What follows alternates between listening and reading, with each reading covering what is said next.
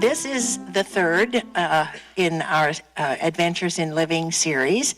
I'm Margaret Boonstra, the facilitator, and as I always do, I urge any of you who would like to give your Adventures in Living next summer to contact me. Today we have Walter Wynn, who is the Renaissance man of the 21st century, I swear. He's absolutely amazing. He graduated from the Naval Academy and then got a PhD in engineering and has worked in nuclear things and all kinds of other things I don't understand a word of for his entire life. So when he returned to Gainesville with his wife, Carol, and they came to Oak Hammock, it seemed natural that Walter would be great for the science subcommittee of the ILR curriculum committee. And indeed, he joined that committee. And soon there will be a course that he set up under that committee on the Gulf, all kinds of environmental things and so forth. So look for that in the future. But meanwhile, he morphed over into the humanities subcommittee. And he started working with Don McLaughlin on musical things because Walter loved music almost as much as Don did. So now he is has exposed so many wonderful possibilities for all of us to enjoy. And he will be continuing the work that Don started to let us know what's going on and to bring performers here to Oak Hammock. Now, that might be enough for anyone, but he then started to work with Bob Porter on the Santa Fe College poster program. And that's a big program that happens once a year. And Bob wanted to kind of slide back and not handle it all by himself, which he was doing before. So Walter has graciously taken that on too.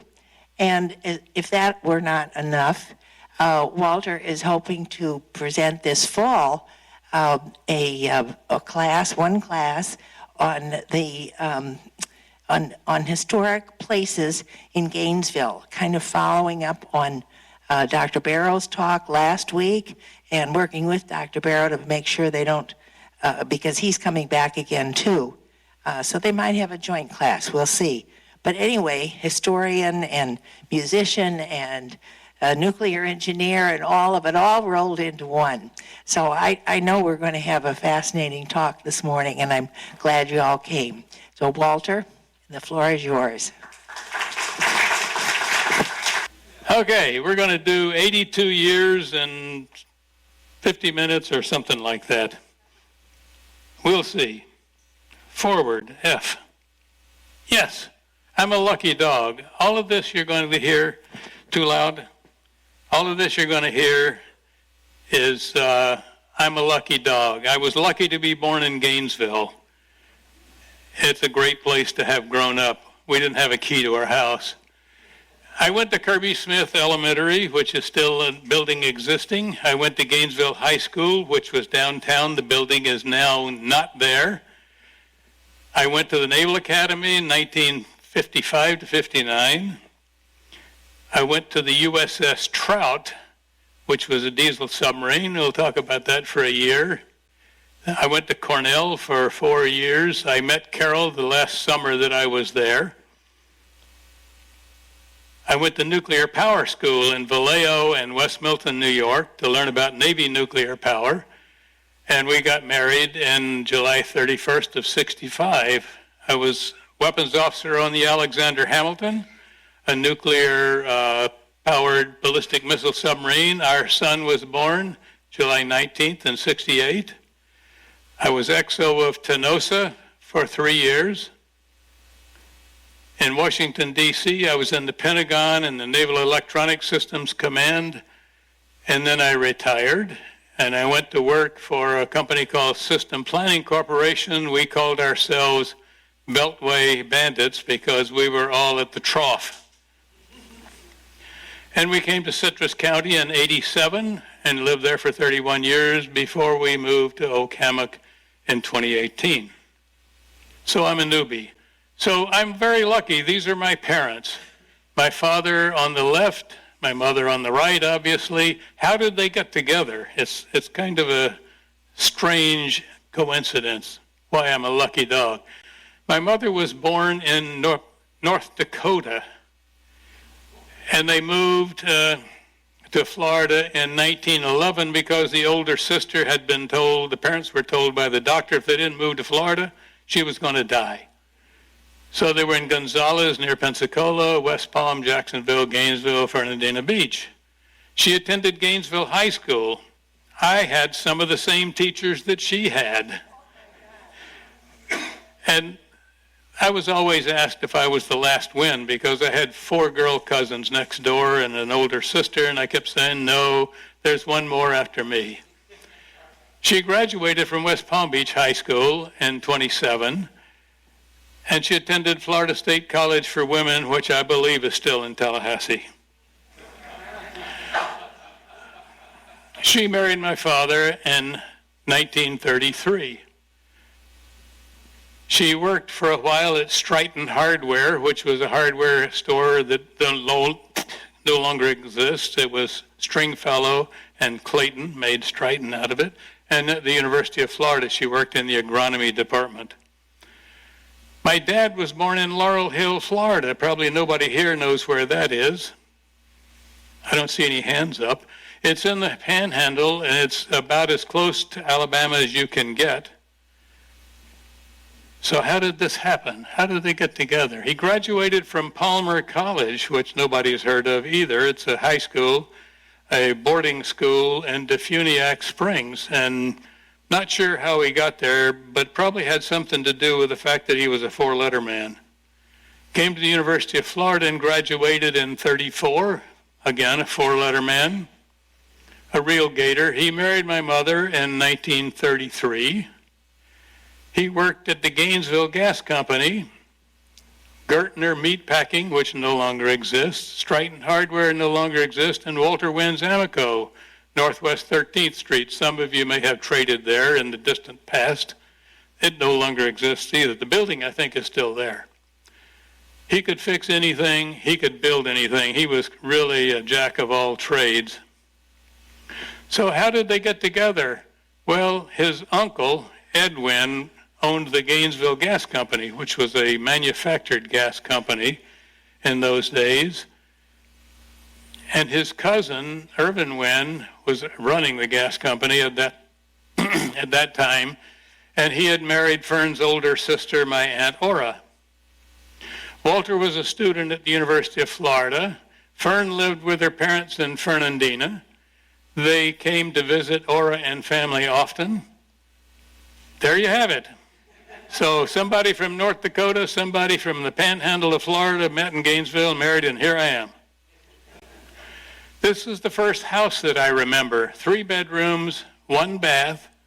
The living room is very historical, and we'll get to that in a minute. But 3 bedrooms, 1 bath. It's on Southeast 4th Street, which used to be Pearl Street before we changed the names of all of the streets to numbers in the early 50s. And other people have called it, I don't know if Al is here, Al said their family called it the Cemetery Road because in those days, and the road still goes from GRU down to Evergreen Cemetery, and there was no Williston cutoff that way. It was the only way to get to the cemetery. So that's where I lived until the mid-early 50s. Okay, here's why that thing is historical. You don't have to read the whole thing, it's too much, but it is a wedding announcement of my mother and father. And look at the first arrow, let's see the pointer. The first arrow, they were married in the suburban home of Mrs. I.J. Wynn. That was that house I showed you. They were married in the living room, and the music was furnished by radio station WRUF. Okay, so then the rest of it is flowery words about how they dressed and what they wore and all that good stuff. But then down here, wait a minute, wrong one. Down here, laser, They went on a secret destination, and upon return, they would reside for the present with her sister and his cousin in that same house. So now we're going to have my 4 girl cousins and my aunt and uncle and my father and mother in this 3-bedroom house with 1 bedroom. So I think for the present was not much present. But the reason that they were married in the home was Aunt Ora was sick in bed, and so they had the wedding in the living room so she could see it from the bedroom. Okay. That's my favorite pictures of my parents. My father on the left, frying fish in the backyard, which they did frequently to entertain people. And my mother, Carol, had made some chocolate chip cookies and brought them up to my mother, who was living at the village at the time. And she's lying on her bed eating cookies, which would have never happened at our house when we were kids. This is the backyard fish fry that they used to do. They would fry fish and hush puppies and have coleslaw and all the normal fish stuff. And they did that frequently, 30 or 40 people. So where did the fish come from? This guy here owned a boat that was over on the Waukesasa. He was the minister of music at First Baptist Church, and he's a good friend of my dad, and they went fishing frequently. And every fish that was caught would go to my dad unless it were a pompano, and that went to this lady here, Catherine Schofield, his wife. But otherwise, they didn't want the fish. So we usually had a lot of fish frozen in ice trays with water. So where did the fish come from? From that guy. But also, my dad and I had gone fishing a number of times out there, and we were lucky frequently. So that's out in the Gulf, off the Waukesasa, which is between Cedar Key and Yankeetown. That was me on the left.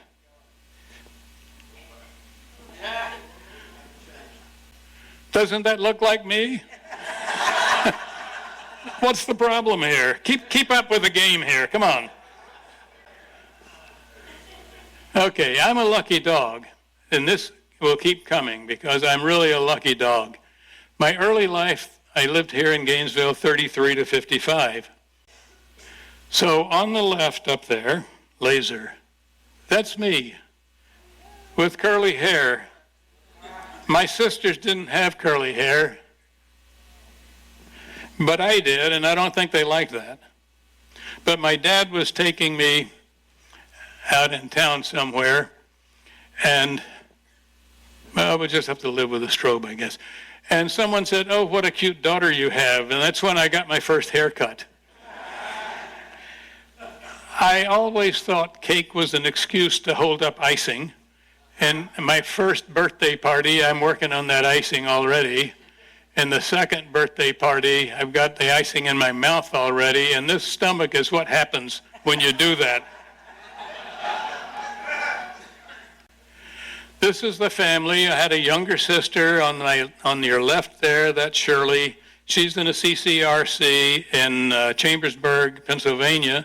She was the first of the family to go to a CCRC, but unfortunately now she is in a memory support wing. My older sister on the right is in a CCRC in Raleigh, and probably as we're talking, they're visiting together because Barbara was going to have her daughter fly to Raleigh, and they were going to drive up, and my mother and father.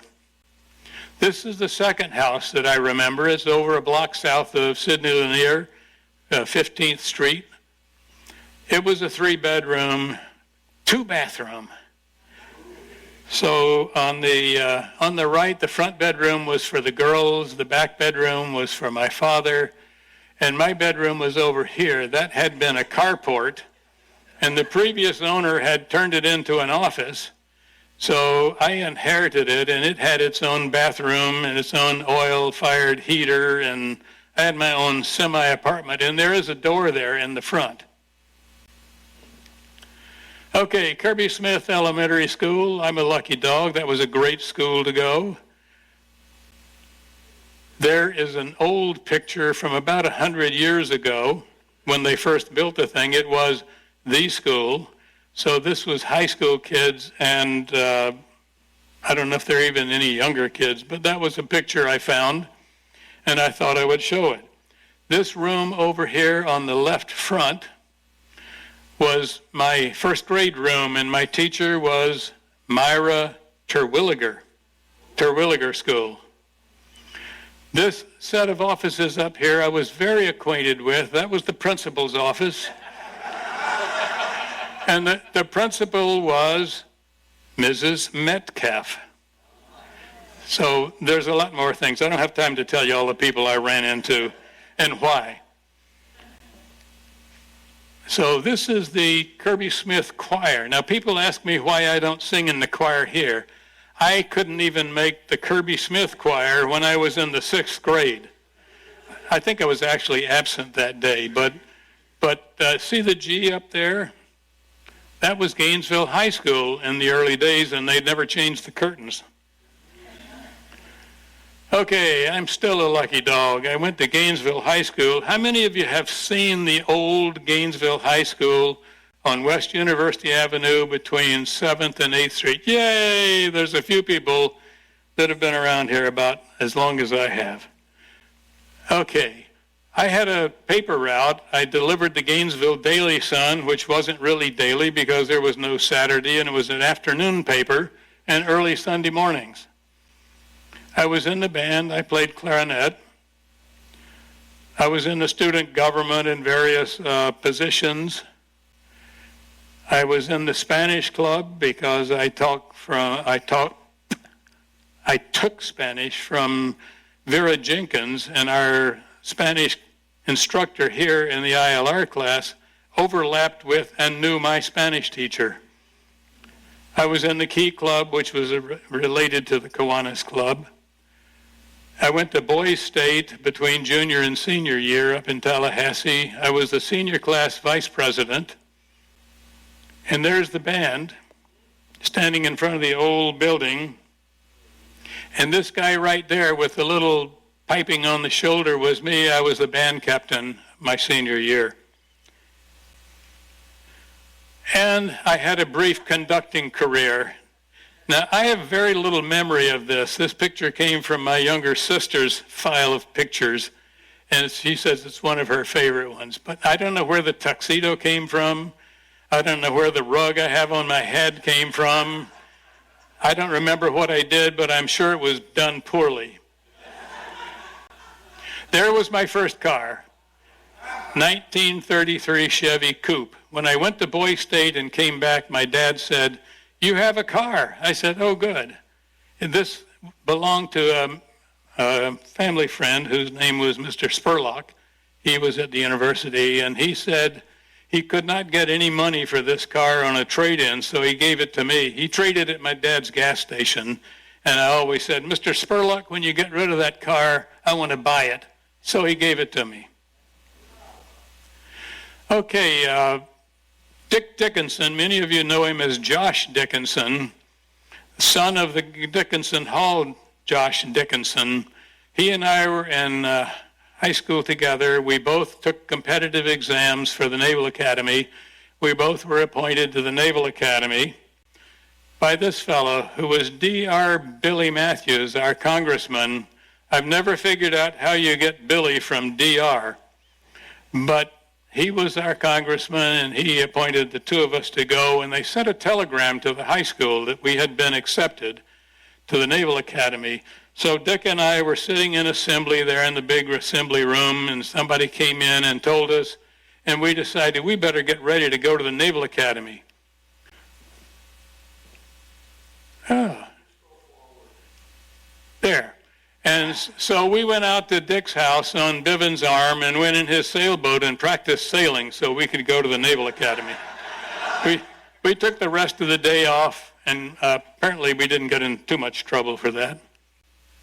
I was the absolute last person to graduate from the old GHS because my last name is W, and I was always at the back of everything.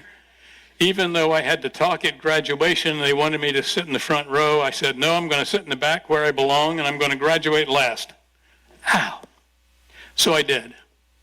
Okay, the Naval Academy. I'm a lucky dog. I mean, I got to go to the Naval Academy. What a good deal. If I'd gone to Florida, I'd had to pay. They paid me to go to the Naval Academy. Life was good. In those days, Eastern Airlines flew from Gainesville, from the old terminal, directly to Washington. Dick and I spent the night in the Willard Hotel, took a bus to the Naval Academy the next day, and didn't see each other for 4 years. We ended up in opposite sides of a 4,000-man dorm. That's the family. Pat Beard, you've heard that name, Percy Beard Track Stadium. That's his son, Percy Beard, second or third or however many. He went to the Naval Academy. I thought, well, if Pat can get an appointment to the Naval Academy, maybe I can go. And I did. Plebe year, there are a lot of things that I could spend the whole hour talking about, what you have to do, but they had to come around. An upperclassman would say, come around to my room after dinner tonight, mister. And so you did. And you had all kinds of things. It was, quote, military training. One of the things we had to do was uniform races. You'd show up in your white works, and he'd say, there's 3 or 4 guys there, okay, when I say go, each of you run back to your room, change into your full dress blues, and get back here, first man back, and quit for tonight. That was a uniform race. And plebes had to walk straight down the middle of the hall and square the corners and go to the edge of the stairs, which were called ladders, and chop up and down, which meant run. You had to get out of the way of the upper class. Everyone was Mr. So-and-so, and it was a lot of yes, sir, aye, aye, sir.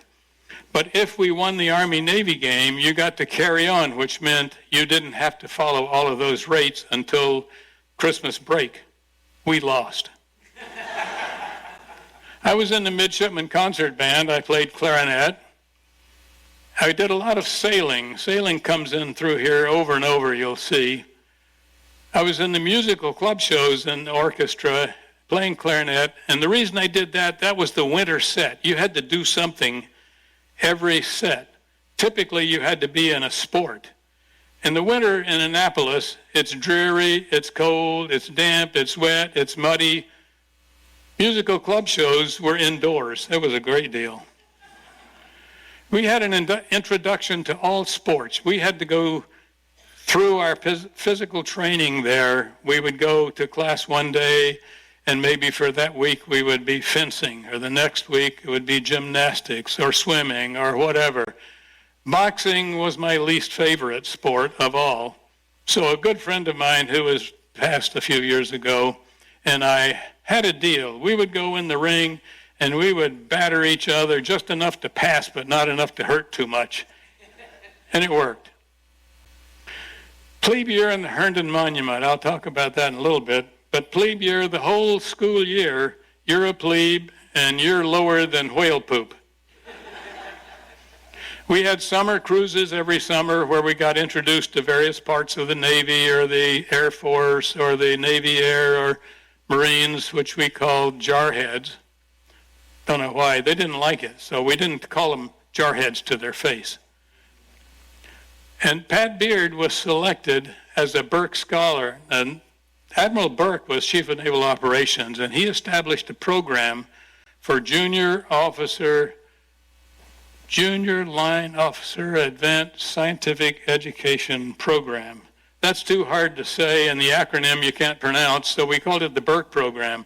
5 graduates of the Naval Academy each year were selected to go to sea for a year, go back to the university of their choice, study whatever they wanted to study as long as it was engineering, math, technical, science, get a PhD, and then go back to sea again.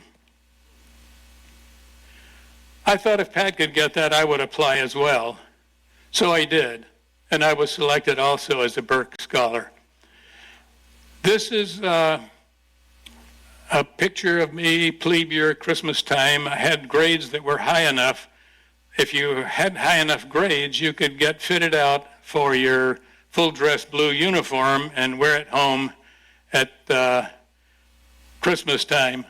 And there I'm standing in front of the piano where I learned to play piano. My father refinished that piano, and it's a beautiful cherry piano. And when my mother broke up housekeeping, it was sold back to the same family about 30 or 40 years later who lived in Waldo, and they got a good deal because my dad refinished it.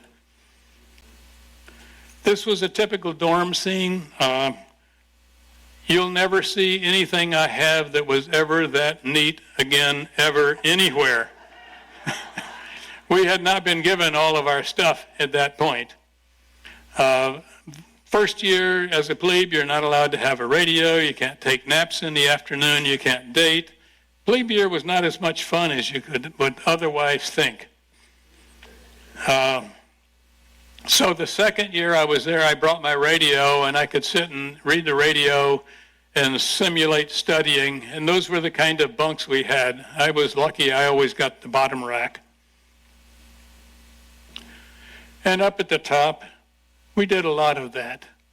Shoe shining was a daily activity almost, because if you went, particularly as a plebe, if you went to formation and the guy inspecting you couldn't see his face in your shoes, you were in deep trouble. I have quit that, by the way. This is the Herndon Monument. It's about 23 or 4 feet high. And the tradition is at the end of your plebe year, at the final formal parade, one of your classmates must climb up there and put a hat on top of this monument. And you can see there we were getting really close. For some stupid reason, I was on the bottom and I only weighed about 145 pounds. And I had already hurt my back by then, so I don't know why I had that idea that I could really help out. But my mother was holding my cap and my jacket there, and you can see that my uniform is kind of greasy because the year before plebes have come out with a ladder and a bunch of grease, then they're smearing that thing with grease to make it more difficult for those plebes to stop being plebes. Sooner or later we did get somebody to the top and put a hat up there. And they still do that. And it's a sort of a tradition to see how fast a class does it. I don't know how fast we did it. Wasn't fast enough. But it's always greased up, and the plebes always get dirty, and then you can not be a plebe anymore. We had panty raids at the Naval Academy. The girls would come and yell, panty raid, because this was in the 50s when panty raids were popular at real universities. And so the girls would come and ask, and guys would throw down their boxer shorts because we didn't have panties. So, but that was a dumb idea because everything we owned was stenciled with our name and laundry number. And so the officer of the deck could go by and say, let me look at that for a minute, and he'd write the name down, and then somebody was in trouble. I did a lot of sailing at the Naval Academy, and if you're a sailor, I want you to notice what's strange about this. This boat here is got the wind broad on the port bow on a reach. This is the next boat behind. He's close hauled on the starboard tack. And then the one out there looks like he's got the wind off the bow, and so does this one back here. So really weird, but it's very light air. As you can see, there's hardly any wind at all. But I did do a lot of sailing. This boat and its twins, we had about a dozen of them. They were prizes of war from Germany at World War II. They were looters' yawls. They took all the engines out, and we had to sail, get underway, get back, get on the buoy, no engine. Is that the Hudson River? No, this is the Severn River. And in the distance, somewhere back over in there, probably behind all the sails, is the Chesapeake Bay Bridge. So Annapolis sits on the Severn River right at the Chesapeake Bay. Okay, summer cruises. Youngster cruise, youngster cruise when you're a plebe, then you're a youngster, then you're a segundo, and then you're a firstie. And there at the other academies, they have different names for the same thing. One of them at the military academy, you're a cow at some point in life, but I don't remember what it is. I was on the battleship New Jersey with about 400 or 500 other midshipmen. We were taking the role of enlisted men to learn what they would do on board ships. We had ports of call in Oslo, Norway. And if you were here at my travel talk about Norway, you saw the Norwegian wool sweater that I was wearing. And I still have it, and I can still wear it. It's a little tighter than it used to be. We also went to Guantanamo Bay, Cuba. This is probably a cruiser, but I put the picture there to show the big guns shooting. On the battleship New Jersey, when all 9 guns fired a broadside, the ship would shift sideways about a foot in the water because each of those guns was throwing out about a Cadillac worth of weight. Now, something happened here. Turret number 2 didn't get the word which way they were supposed to fire, but anyway, there's a young midshipman on cruise. That probably is off of Cuba in the background, because when we were up in the Oslo area, we weren't in short sleeve weather. Second class cruise, they start introducing us to naval air and Marine Corps indoctrination, amphibious landings, aircraft carrier, and all that good stuff. We climbed down over the side of the troop transport on the cargo nets like you've seen in all the World War II movies. We got into these LCVP, landing craft, vehicle, and personnel, and we all circled on station 2 or 3 miles offshore, getting ready for the big onslaught, everybody at once, so they can't kill all of us. That was the only time. Let me back up 1 second. We had greasy scrambled eggs, greasy pork chops, greasy bacon, greasy grits for breakfast. That was the only time I have ever been seasick. The fish were well fed. Now, this is the Valley Forge. That was our ship for the second class cruise. I was shot off of the deck. These are the catapults up here, 2 catapults. This was before they invented the canted deck carrier, so it was a flat, straight deck. I was shot off of the starboard catapult in a jet fighter bomber, and the pilot said, "Please don't touch anything." I had a deck launch. They still had some of the big old World War II, Korean War airplanes that were 90% engine, 10% propeller, and the rest was just gasoline. And we did a deck launch, and so you get to the back of the deck, put on the brakes really hard, fire up the engine to full blast, let go of the brakes, and hope by the time you get to the end of the deck, you reached flying speed. My first class cruise, I went to USS Threadfin, a submarine in Key West, and made a port call in Guantanamo. This was the Threadfin, and in those days in Key West, you could buy a Vespa motor scooter used for $65 and use it as long as you want to. If it still ran when you finished with it, you could sell it for $65. That was the way it went. So that's either me or my buddy. I probably took the picture, so it's my buddy. We had tough duty on the Threadfin. We lived in the BOQ when the ship was in port, got up and went down at 6:30 for breakfast on the submarine, worked real hard until noon, had lunch, got on the Vespa motor scooter for the afternoon and went snorkeling. Tough duty. In the first class year at the Naval Academy, we had some yard patrol craft where we could practice doing all the things you do on a big ship. It was twin screw. We had sextants, and we could do all of the navigation stuff out on the Chesapeake Bay. This was graduation. Yoo-hoo, it's all over. So you throw your hats in the air. The underclass are at graduation, and say, 3 cheers for the class that's leaving, or something like that. We didn't care what they said. Hip, hip, hooray, and on the third one, up went the hats. Some guys tied a string to their hat and reeled it back in. The rest of us just took some old hats that we didn't want anyway and left them. Okay, I'm a lucky dog. I went to the USS Trout for my year at sea before I went back to college. And it was a post-World War II design, copied some of the things from the German submarines. It was a diesel submarine, and we had 3 railroad diesels that we used, and they were fantastic. They were Fairbanks Morse diesels, and you almost couldn't break them. And ports of call: New London, Connecticut; Charleston, Gibraltar; Athens, Greece; Suda Bay, Crete; Naples; and Bergen, Norway in 1959 in December. Everyone wants to go to Bergen, Norway in December. But it was the 50th anniversary of the Norwegian submarine service, and we were sent there as the U.S. representatives.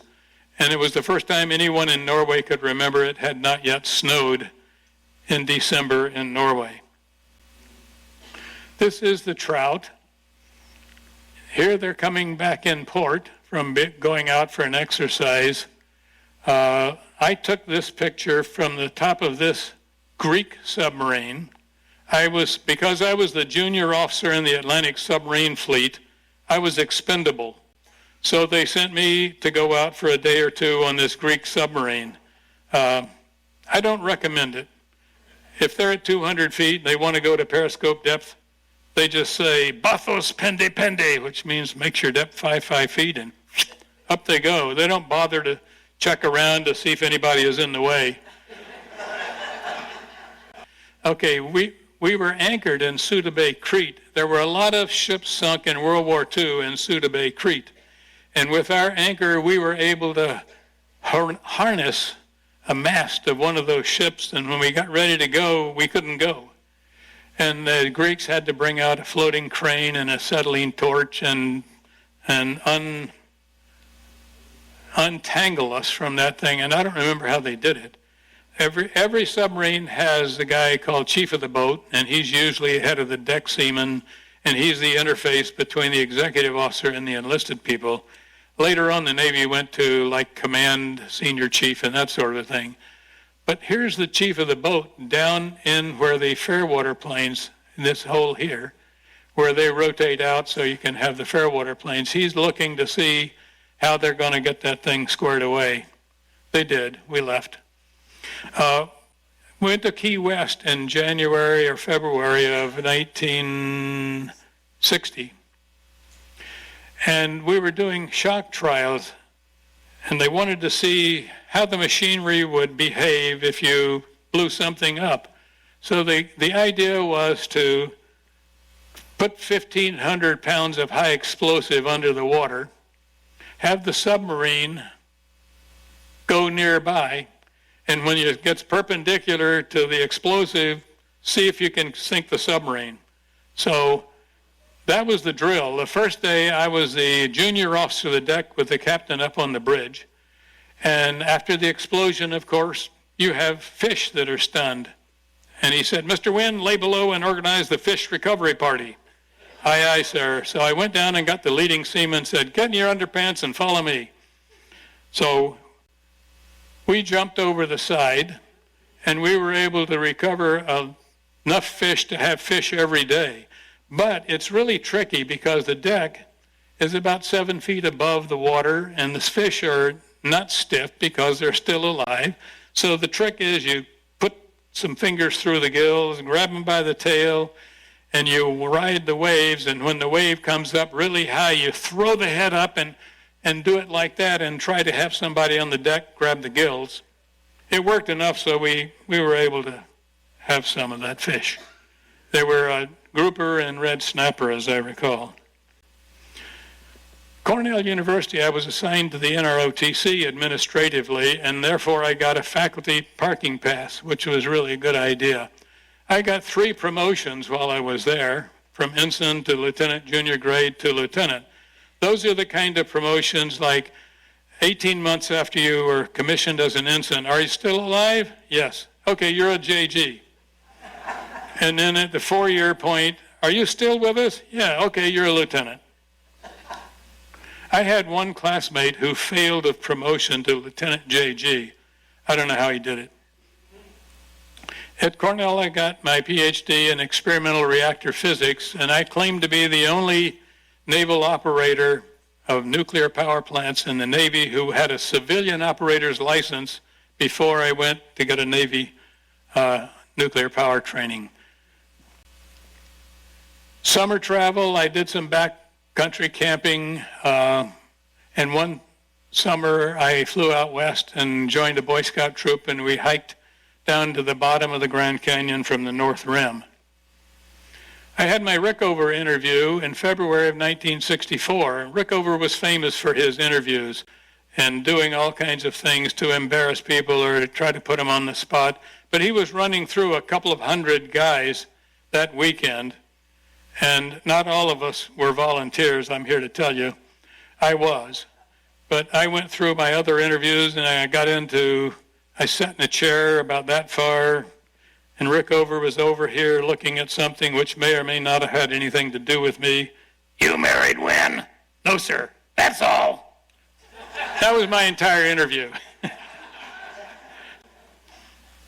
I met Carol in the summer of '64. Have I told you yet I'm a lucky dog? I'm a lucky dog.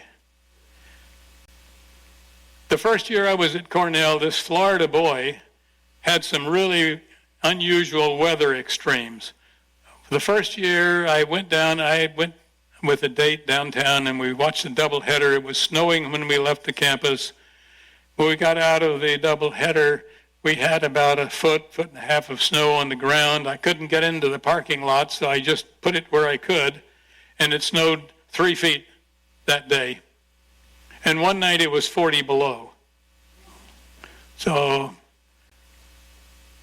besides the other things, I did some work in fluid mechanics and chemical engineering. We made some wine a couple of times there while I was there. One of the officers lived out where he had a whole grape arbor, and he said, I've got all these grapes. And I said, what are you going to do with them? He says, I don't know. He says, why don't you guys make wine? So we did. There I was at the north rim of the Grand Canyon. We walked down in one day, spent the night in the dirt. If you go to the bottom of the Grand Canyon, you're authorized to use the bathroom and drink water and whatever at Phantom Ranch, which is at the bottom. And so we just scooched down in the dirt and slept and came out in 2 days. I met Carol while double dating on somebody else's sailboat with other people. Sailing, remember, sailing. And so this was her parents' house before we got married, and she's up there because we were painting the house. I had to do something to get myself ingratiated with my soon-to-be in-laws. And as I went out west to go to nuclear power school, I stopped at the south rim of the Grand Canyon, where one of my roommates from Cornell was an instructor at the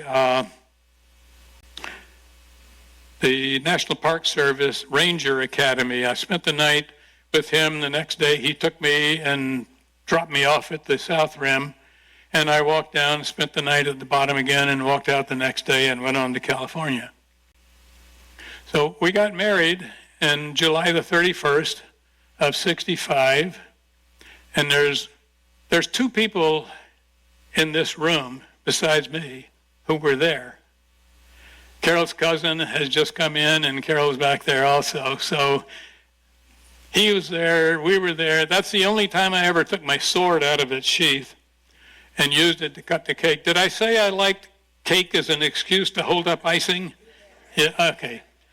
So here we came out of the church, and here we are at dinner at the reception, and look at the giant meal Carol is having.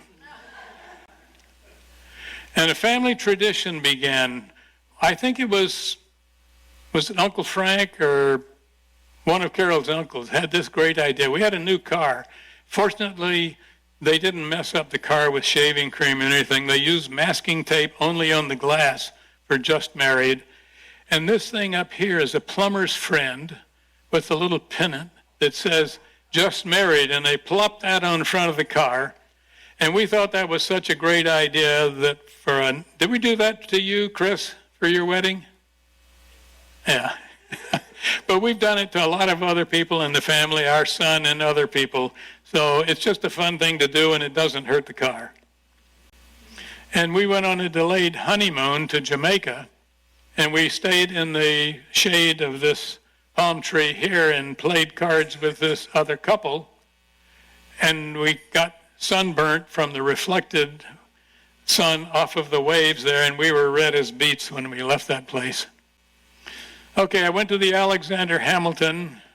I was a lucky dog. I've had great commanding officers and good shipmates on the ships that I've served on. I was the weapons officer. I did 4 Polaris patrols. That's 3 months out, 3 months in.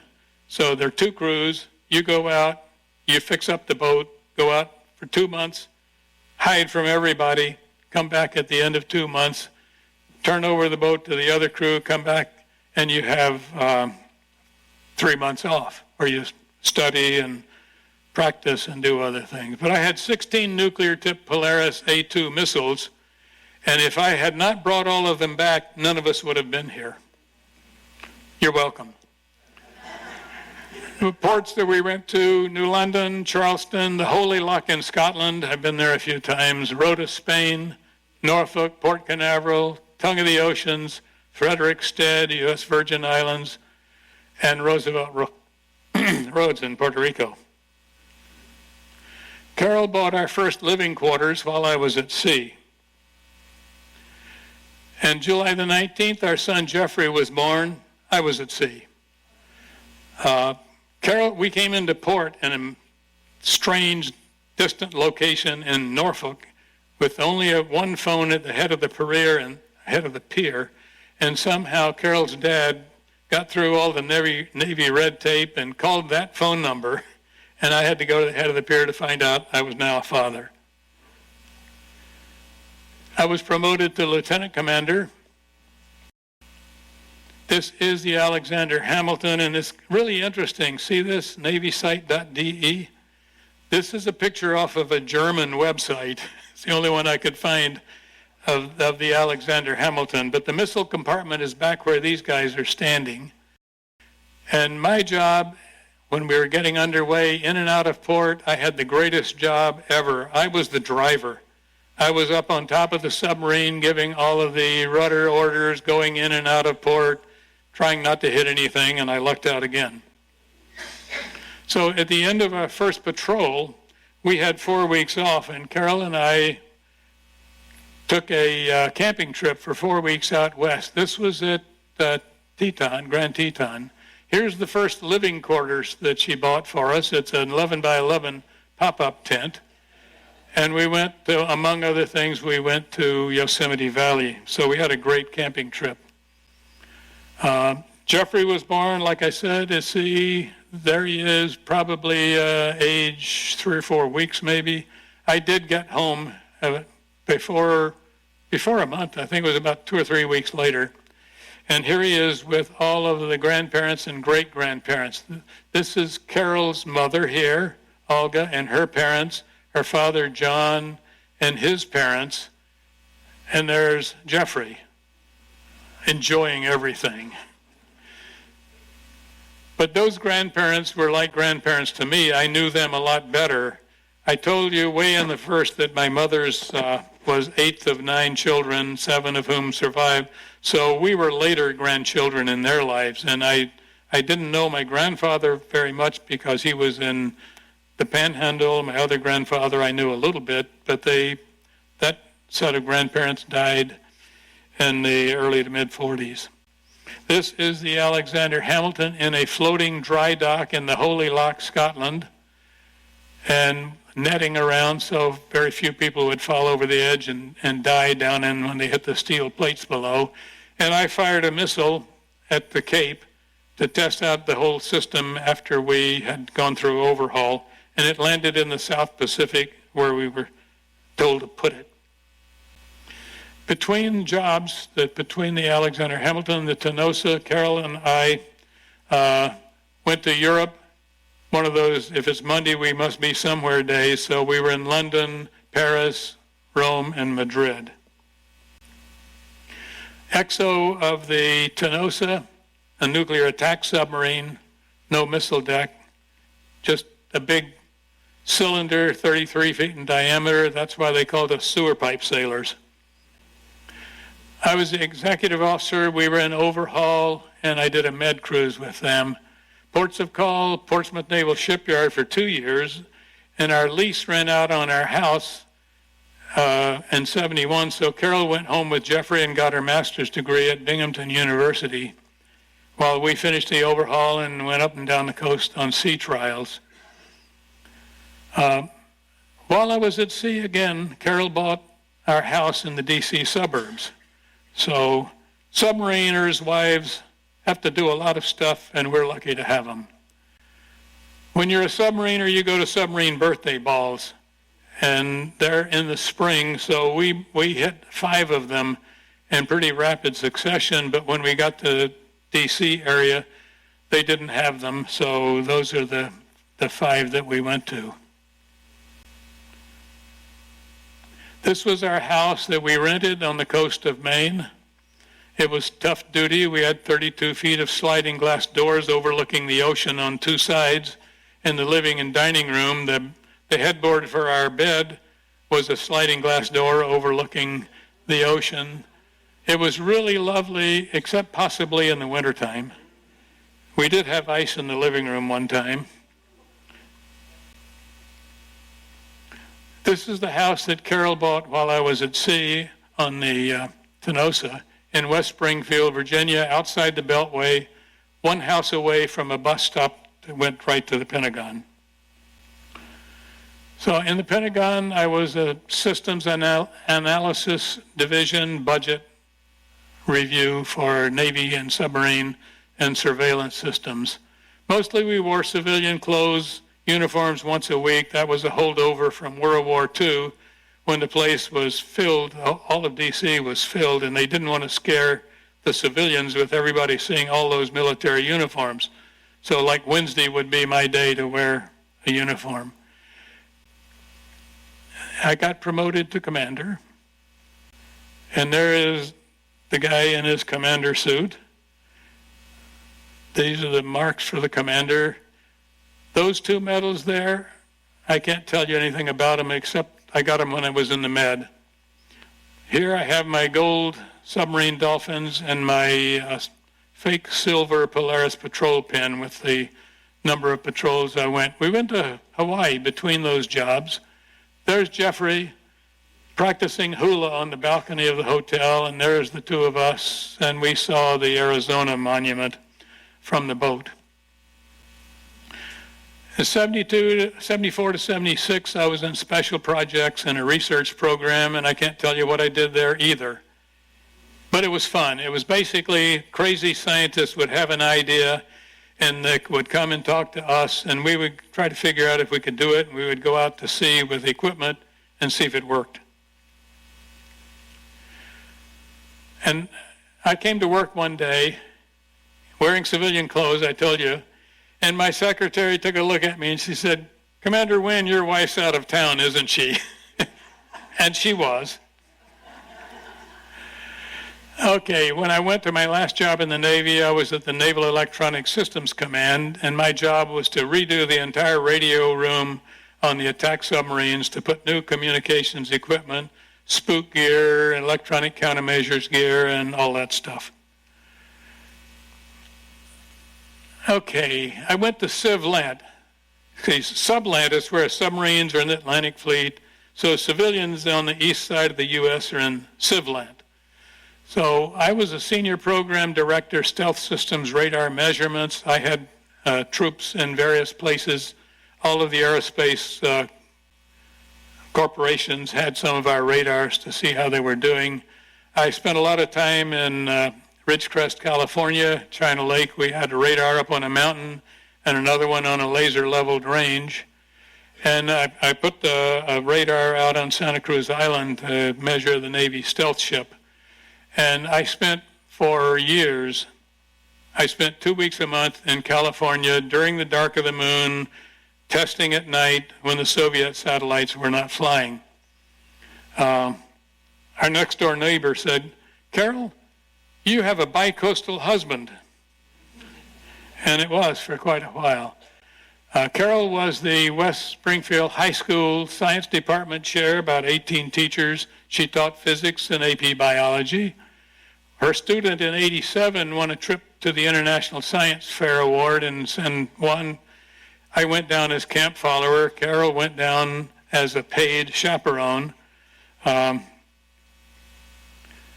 she won a Garden Club award for landscape design. Her garden club landscaped a school in the West Springfield area. And she began to teach aerobic dance, which she did for many years.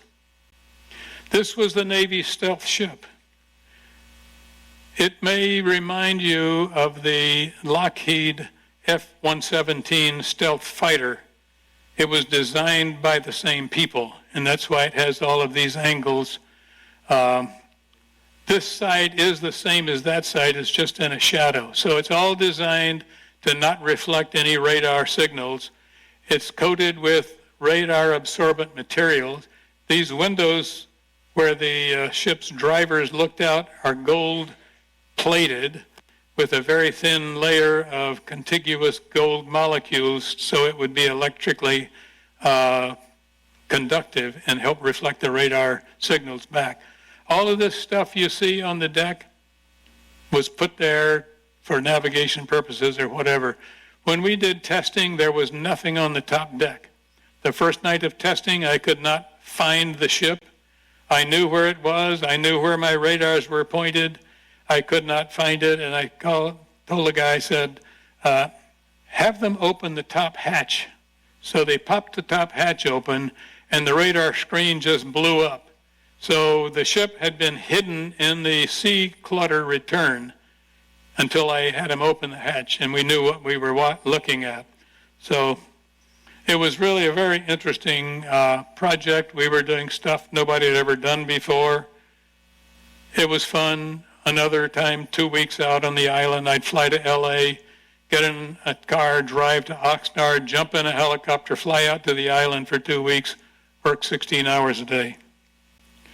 Okay, we moved to Pine Ridge in Citrus County in 87, and we lived in 2 different homes. I was a middle school and high school mentor. My mentee just received her veterinary doctorate last year and is now practicing veterinarian.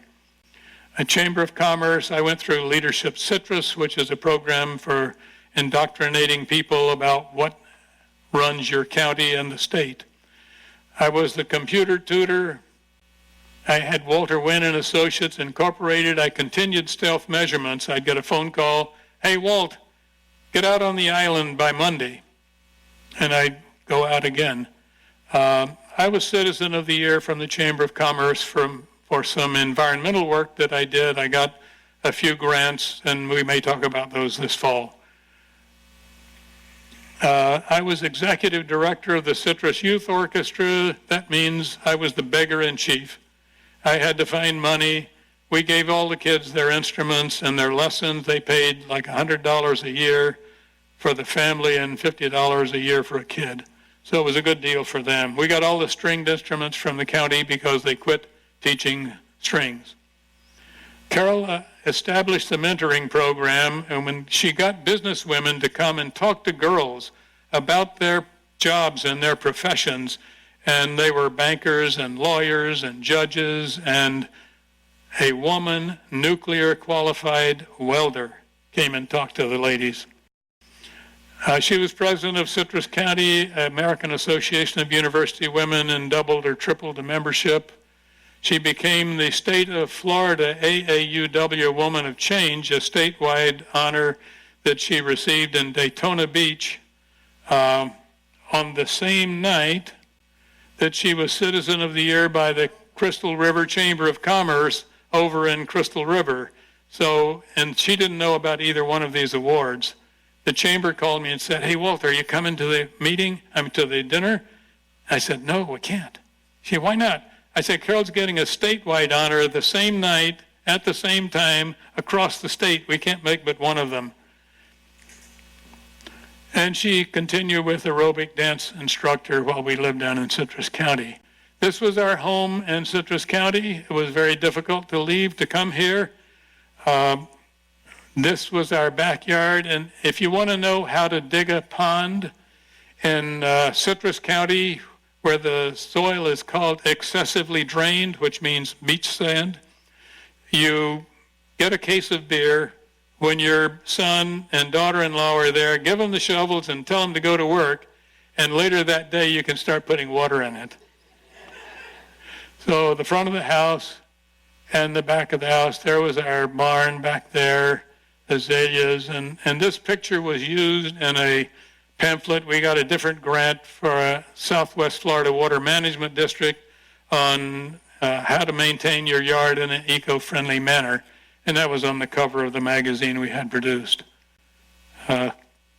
Okay, I'm going to race through these because we're out of time, but we had a lot of traveling. Our favorite RV campsite was in our son's side yard overlooking the South Fork of the Roanoke River and the Shenandoah Valley and the mountains, which you can't see because of the haze.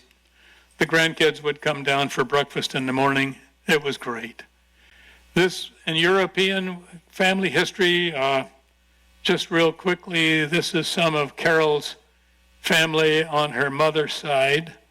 This was a little town in Skoronica where her grandfather was born, and this lady was elected out of office as the mayor of the town, but she kept all of the public records, and we went there with Carol's other cousin, and her Czech cousin is hidden there. He was our translator, and this lady was searching all of the birth and death records to get the family history, and it went back quite a few generations. But so we sat in her, used to be the breezeway for the carriages to go back to the back, drinking Skoronica and reviewing, and not Skoronica, Slivovitz, and reviewing the records. So we did a bunch of cruises. We went to Disney. We went to several other places. The best place for environmental to go is in the Galapagos, and the blue-footed boobies will not get off the path. You have to walk around. They'll stand there while you organize your picture, and somebody takes the picture for you. It's great. I recommend it. I was the only one on board the little ship that spoke Spanish, so I was King Neptune for crossing the equator, and my queen was there, and the captain of the ship was a graduate of the Ecuadorian Naval Academy, so we had things to talk about. We went kayaking frequently in various parts of Florida. And we went sailing with our son as a bareboat captain in the Chesapeake and in the Caribbean. So what is better, end of a perfect day, sunset in the Caribbean, sipping champagne. Thank you very much.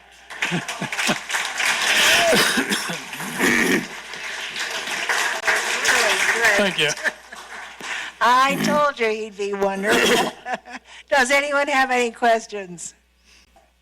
Well, where did you live in Ithaca, New York? Because I was there at the same time that you were there. I lived in Cascadilla Hall, which was the co-ed graduate dorm right off the base, right off of the campus near the law building. And the next year I lived in a house out in Heights on the other side of campus in the basement of a lady's big old mansion. And then my roommate and I lived on Seneca Street, halfway from the top to the bottom, in a second floor of. Does our Navy still use those stealth submarines? Well, that wasn't a submarine. That was a surface ship that I showed the picture of. The Navy, of course, is reluctant to change anything, and that design was a little too bold for the Navy to swallow, and the crew was too small to have like a captain or a commander be in the command of that ship. So, but a lot of the ideas were, and if you look at some of the new destroyers, they have some slanted decks. They've gotten rid of all of the right angles, which are perfect dihedral reflectors for radar. But they haven't really gone to that kind of a thing. For some of the littoral ships, for the littoral waters along the edge of the sea, they have some designs and maybe some unmanned designs using that design and technology. But that was an experimental ship, and it was secret for years and years and years. And you couldn't say stealth as a word. That was a top secret word in those days. And When Carol could call me whenever I was in my 2 weeks on the West Coast, she had a phone number she could call, and someone would say hello, and she could say, "Is Walt there?" First names only, and all kinds of security. It was top secret code word at the time that we were doing it. Any other questions? Yes, sir. I'll repeat it, or you can wait for the mic. I'm also retired Navy. I think I told you. Do you take advantage of the space available travel? We did once or twice, but unfortunately, the space available is space available. Exactly. And it goes from wherever you are to somewhere. Maybe you didn't want to go there. But we went to Europe once in a C-5 on the top deck of the C-5. What a huge airplane. But generally, we haven't done too much space available. Okay. I have been lucky in taking space available out of Jacksonville and going to Hawaii, went to Aviano, Italy. We were my first space available tour. We took off from Jacksonville with another couple who was a friend of mine, and we were the only ones on the plane and landed in Lisbon, Portugal. And then we toured. So sometimes you get pretty lucky. Getting home is a trick. That is trickier. But you probably still have to pay $5 for the box lunch when you go on board the aircraft. Any other questions? Well, thank you so much for You're welcome. all that you do, Walter. We really appreciate it. That was terrific.